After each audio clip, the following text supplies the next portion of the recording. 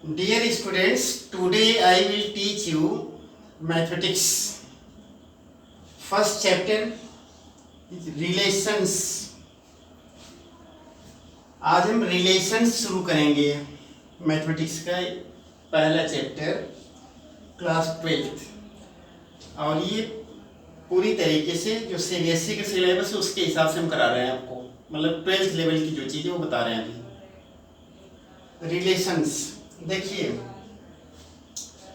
Relations में आने इस चैप्टर को पढ़ने के पहले सबसे पहले आप एक चीज जान लीजिए, द ऑर्डर्ड पेयर्स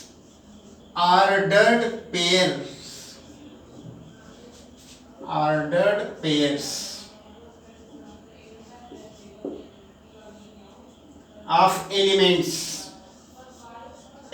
के ऑर्डर्ड पेयर्स को जान लीजिए। जैसे हमारे जीवन में हर चीज का एक ऑर्डर होता है, वैसे ही मैथमेटिक्स में भी एक ऑर्डर होता है। हमारे जीवन में कैसा ऑर्डर, जैसे मान लीजिए कि आप कहीं पर जाते हैं किसी महफिल में और वहाँ आपके सामने खाने की चीज़ें आए और आप सबसे पहले दाल पी लें, इसके बाद ऊपर से चावल खा लें, फिर सब्जी खा लें, लास्ट में रोटी चबाएं। खाने को चारों चीज़ें आप खा रहे हैं, लेकिन आपने एक ऑर्डर में नहीं खाया, उसको स्वाद नहीं मिलेगा। फिर कहीं आप जा रहे हैं किसी महफिल में, जूता मोजा पहनना है, आप ऐसा करें कि पहले जूता पहन के ऊपर से मोजा चढ़ा लें। पहनने को तो दोनों पहन लिया, लेकिन ऑर्डर नहीं है उसमें।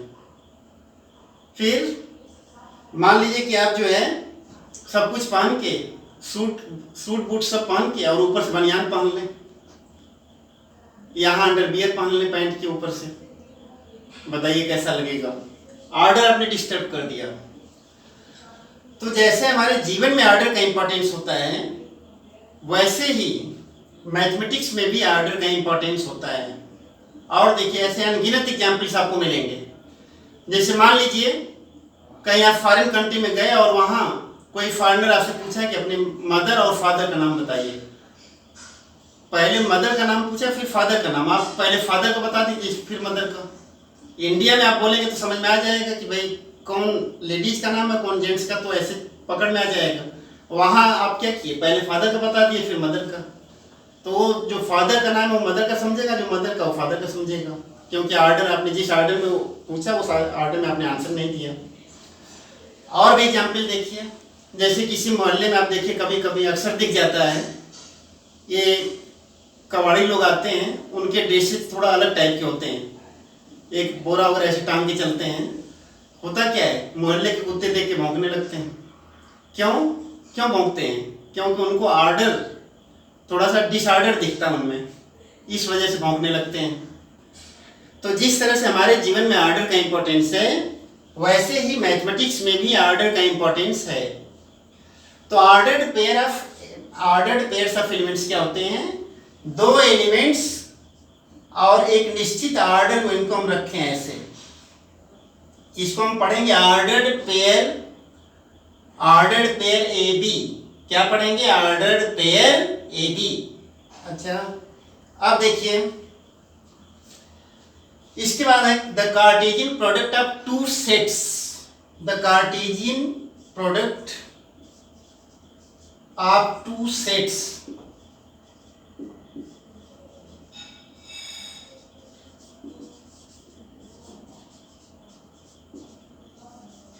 टू सेट्स का कार्टेशियन प्रोडक्ट क्या होता है?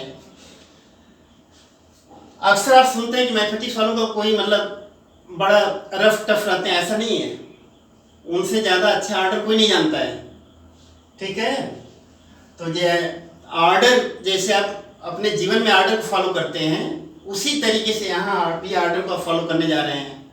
मतलब दो एलिमेंट्स को एक निश्चित ऑर्डर में रखें, एक निश्चित रूल के हिसाब से रखें, तो ऐसे पेयर को हम लोग बोलते हैं the ordered pair of elements, ठीक है। अब देखिए Cartesian product of two sets. मान लीजिए कि ए और बी कोई भी दो सेट हैं जो नॉन एम्प्टी हैं। Let A and B are any two non empty sets. That means A is not equal to 5 and B is not equal to 5, ये नॉन एम्प्टी सेट्स हैं. Then the Cartesian product of A and B is denoted by this notation, A cross B, the Cartesian product of A and B. और A cross B भी एक set है, A cross B भी एक set है, ऐसा नहीं कि सेट नहीं है, सेट है. लेकिन इस सेट की थोड़ा सा ऐसी डिफिनेशन हम देने जा रहे हैं. क्या, जब सेट हमने कहा तो एक कर्ली ब्रैकेट लगाएंगे, कर्ली ब्रैकेट लगा दिया और इसमें इस टाइप के एलिमेंट्स रखे जाते हैं, ordered pair A B such that first element from set A and second element is taken from set B. ऐसे अगर आप याद रखेंगे तो ज्यादा आसानी से नहीं समझ पाएंगे. इसको ऐसे समझिए, ए क्रॉस बी एक सेट है, ये भी एक सेट है. कैसा सेट है, इसमें किस टाइप के एलिमेंट्स पाए जाते हैं, ordered pair A B type के एलिमेंट्स पाए जाएंगे, ऑर्डर्ड पेयर टाइप के एलिमेंट्स पाए जाएंगे. इनमें फर्स्ट एलिमेंट सेट ए का होगा और सेकेंड एलिमेंट सेट बी का होगा. ये Cartesian product of two sets A and B, collection of क्या, ordered pair of elements in which first element is taken from first set A and second element is taken from second set B. ये है Cartesian product of two sets A and B. अब देखिए, जैसे country wise personality change होती हैं, India में personalities अलग type की दिखती हैं, यहाँ की स्टेट्स में चले जाइए अलग टाइप की दिखती हैं. ऐसे ही कंट्री वाइज चले जाइए तो अलग अलग पर्सनालिटीज दिखती हैं. वेस्ट इंडीज में चले जाइए अलग टाइप के लोग दिखेंगे, साउथ अफ्रीका में चले जाइए अलग टाइप के दिखेंगे. तो वो लोग भी इंसान हैं. तो ये भी इसी दुनिया का एक सेट है. कैसा सेट, जिसमें इस टाइप के एलिमेंट्स पाए जाते हैं. किस टाइप के, ऑर्डर्ड पेयर टाइप के एलिमेंट्स पाए जाते हैं. कार्टेशियन प्रोडक्ट दो सेट्स का कोई नई चीज नहीं बता रहे हैं, एक सेट होता है, इसी दुनिया का एक सेट है. और इसमें किस टाइप के एलिमेंट्स पाए जाते हैं, ऑर्डर्ड पेयर टाइप के एलिमेंट्स पाए जाते हैं, जिनमें फर्स्ट एलिमेंट सेट ए का और सेकेंड एलिमेंट सेट बी का. तो ये भी बेसिकली एक सेट है. तो जैसे यहाँ इंडिया में, इंडियन को आप देखेंगे तो अलग टाइप के दिखेंगे, साउथ अफ्रीका में जाएंगे अलग टाइप के लोग दिखेंगे, अमेरिका में अलग टाइप के दिखेंगे. तो वो लोग भी इंसान हैं, लेकिन ज्योग्राफिकल कंडीशन से चेंज होने से उनकी पर्सनालिटीज डिफर करने लगती है.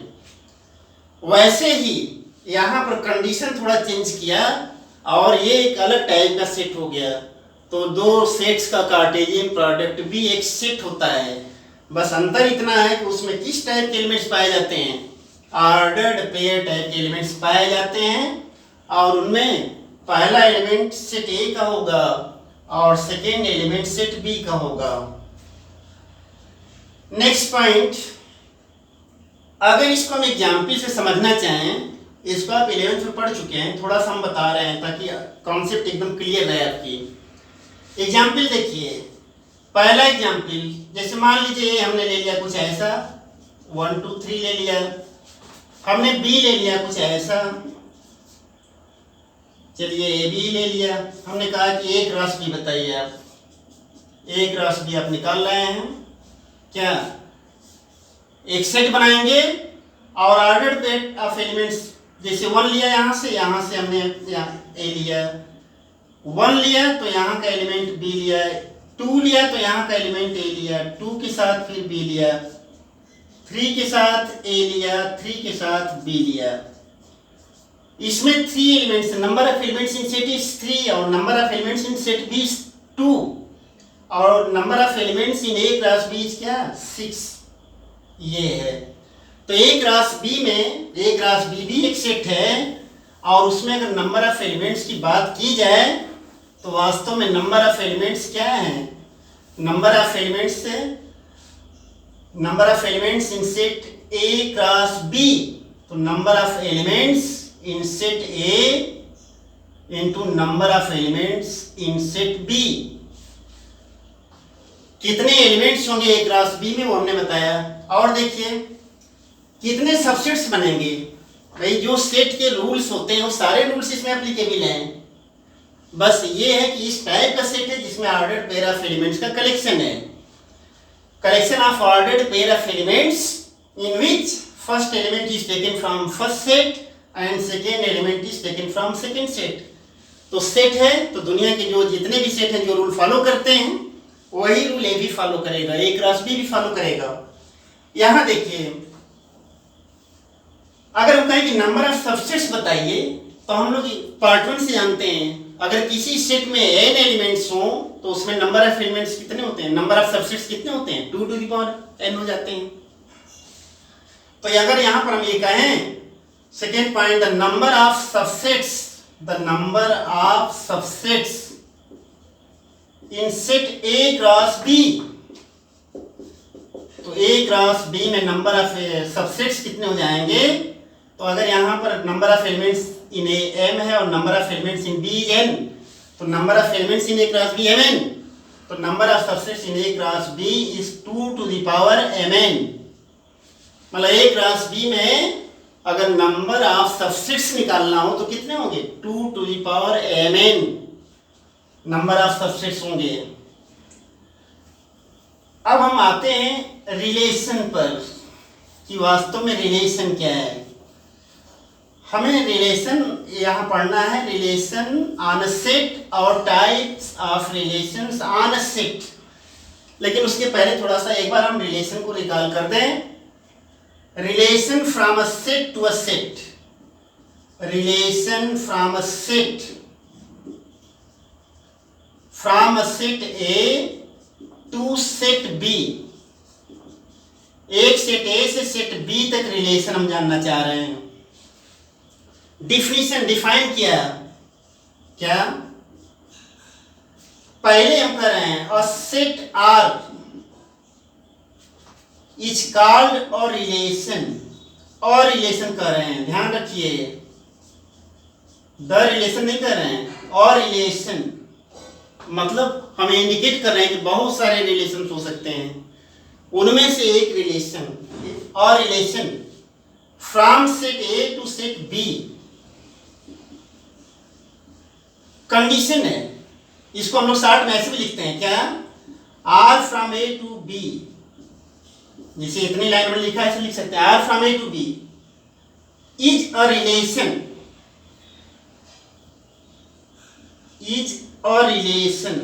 कब रिलेशन, कंडीशन है, क्या कंडीशन है कि R subset of A cross B,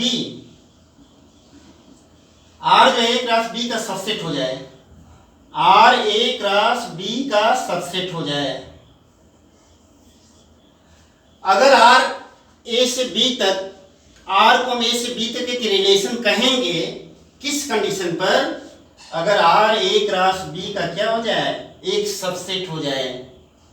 मतलब R बेसिकली R क्या है, एक सेट है, बेसिकली R एक सेट है। मतलब एक सेट को हम A से B तक एक रिलेशन कहेंगे, कब, किस कंडीशन पर, जब वो set R A cross B का सबसेट हो जाए। A क्रॉस B का जो भी सबसेट होगा A से B तक रिलेशन कहा जाएगा। A क्रॉस B का जो भी सबसेट होगा वो A से B तक एक रिलेशन कहा जाएगा। अब देखिए,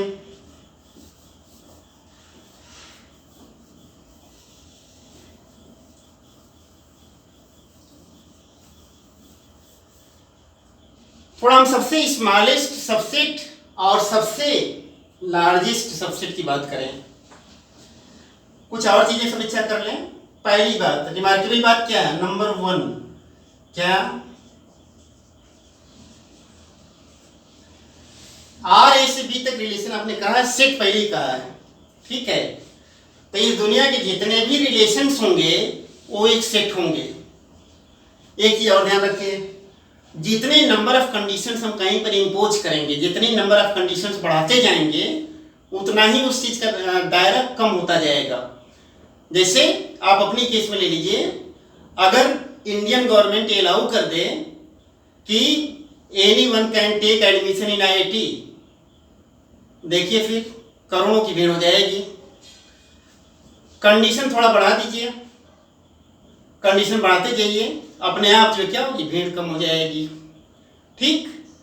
तो जहां कहीं भी हम कंडीशन बढ़ाते हैं उतना ही उस सेट का दायरा कम होता जाता है, उस उसकी जनरलिटी कम होती जाती है। ऐसे ही इस दुनिया में जितने भी रिलेशंस हैं वो डेफिनेटली एक सेट हैं। Every relation is definitely a set, but every set is not definitely a relation. ये ध्यान रखिए। Every PM is definitely an MP, but every MP is not necessarily the PM. ठीक है, हर PM एक MP है, या तो राज्यसभा से होगा या तो लोकसभा से होगा, लेकिन हर एमपी जो है पीएम है, इसकी कोई गारंटी नहीं है। तो वैसे ही दुनिया के जितने भी रिलेशन हैं वो निश्चित रूप से एक सेट हैं, इसमें कोई डाउट नहीं है, लेकिन हर सेट रिलेशन हो इसकी कोई गारंटी नहीं है। तो अगर हम पूछें कि इस दुनिया में रिलेशन ज़्यादा पाए जाएंगे कि सेट पाए जाएंगे, तो ऑब्वियसली कि सेट पाए जाएंगे। क्यों? क्योंकि सेट बनने में रिलेशन के कंपेरिजन में कम कंडीशंस चाहिए। ठीक है, एमपी बनने के लिए पीएम से कम कंडीशंस चाहिए, तो इसलिए एमपी की संख्या ज़्यादा है, यहाँ 400 के ऊपर है, और पीएम बनने के लिए कंडीशंस ज़्यादा चाहिए तो एक होता है। यही हाल स्टेट्स में सीएम की होती है। तो ऐसे ही जितने भी रिलेशंस हैं वो निश्चित रूप से एक सेट हैं, लेकिन हर सेट एक रिलेशन, इसकी कोई गारंटी नहीं है। तो रिमार्केबल बात ये कि every relation is definitely a set. Every relation is definitely a set, इसमें कोई डाउट नहीं है। A set, but every set is not necessarily a relation.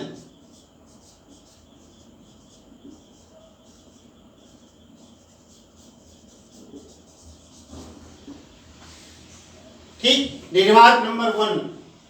Remark number 2,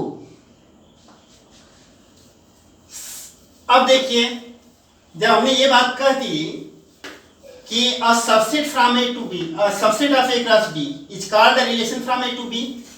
अच्छा, तो ये देखिए फाई सेट, जिसके बारे में अच्छी तरह जान, नल और वाइड सेट, क्या ये तो दुनिया के हर सेट का सबसेट है। तो A क्रॉस B भी इसी दुनिया का एक सबसेट है, A क्रॉस B भी इसी दुनिया का एक सेट है, तो फाई उसका सबसेट होगा। क्यों? क्या लॉजिक है कि phi subset of every set. जब दुनिया के हर सेट का सबसेट है तो A क्रॉस B भी इसी दुनिया का एक सेट है, दुनिया के हर सेट का एक सबसेट है फाई, तो A क्रॉस B का भी सबसेट होगा। क्या लॉजिक आपके पास? Since phi is subset of every set, subset of every set. अच्छा, और A क्रॉस B का जो भी सबसेट है वो A से B तक रिलेशन है। तो तुरंत डिफिनीशन के अकॉर्डिंग क्या, जब फाई A क्रॉस B का सबसेट है, phi from A to B is a relation. अब देखिए, और पूरी दुनिया में फाई से छोटा कोई सेट अभी तक है नहीं, हम तो नहीं देखे आज तक, तो फाई से छोटा सेट कोई है नहीं, तो A क्रॉस B का सबसे छोटा से छोटा जो सबसेट हो सकता है वो फाई है। Phi is the smallest subset, the smallest subset of A cross B,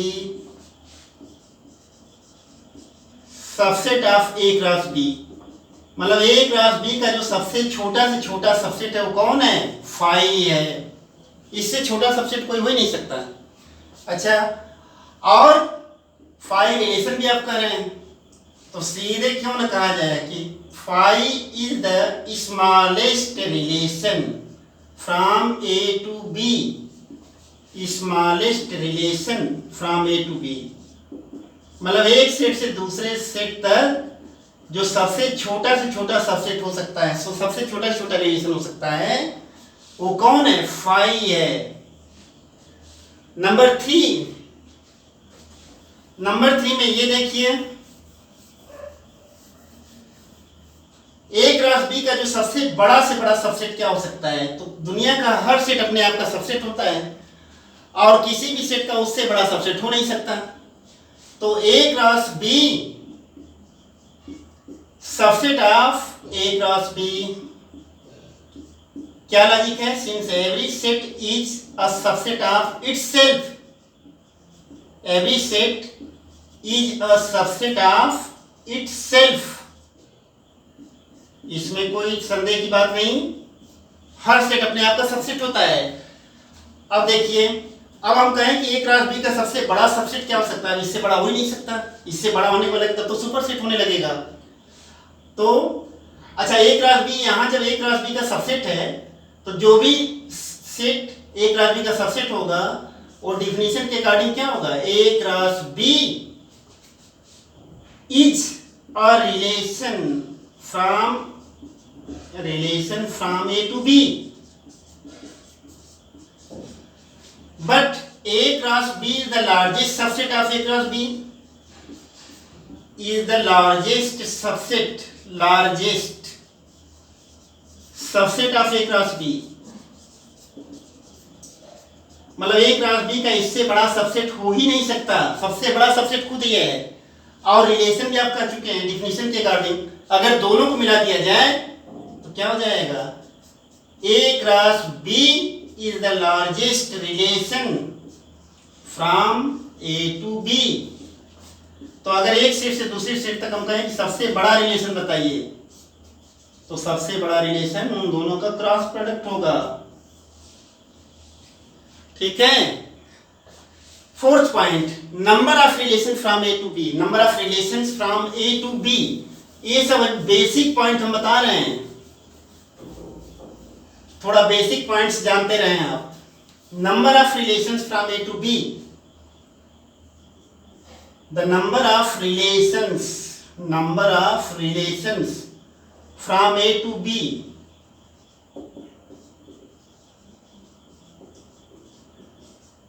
मान लीजिए कि ए में कितने एलिमेंट्स हैं? एन हम लिख रहे हैं, एन मतलब number of elements in set A is m and number of elements in set B is m n. Therefore, number of elements in A cross B, तो number of elements in A to number of elements in B, और ये हो जाएगा Mn। Therefore, the number of subsets in A cross B, the number of subsets in A cross B, तो number of subsets in A cross B कितना? Is 2 to the power Mn।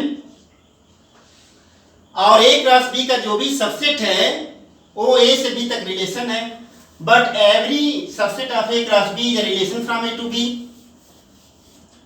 But every subset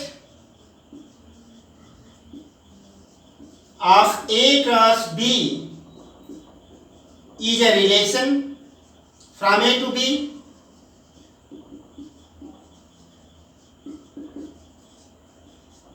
therefore total number of relations from A to B, total number of relations from A to B, क्या जितने subsets होंगे वही relations हो जाएंगे। कितने subsets हैं total? 2 to the power mn subsets हैं, इतने रिलेशंस हो जाएंगे। ये सब बेसिक पॉइंट्स हम बताए।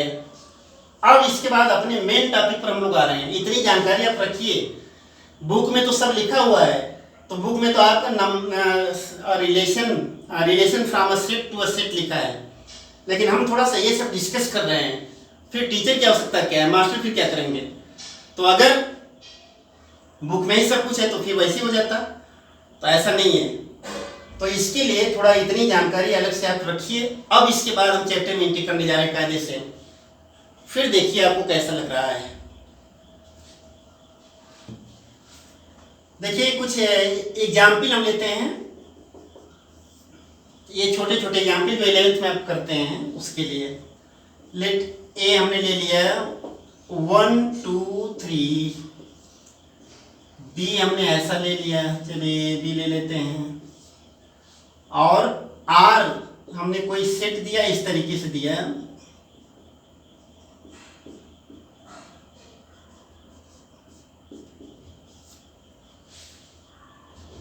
is R a relation from A to B? Is R a relation from A to B?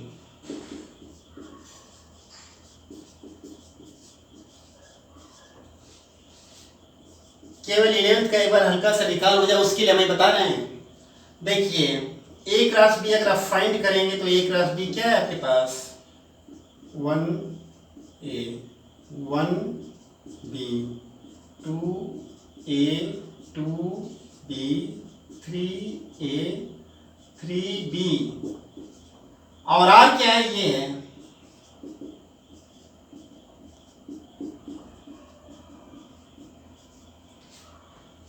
Here R is subset of क्या A क्रॉस B। कैसे R में जो भी एलिमेंट हो A क्रॉस B में है, देख लीजिए 1A और 3B तो 1A 3B, therefore R from A to B is a relation, ये रिलेशन है।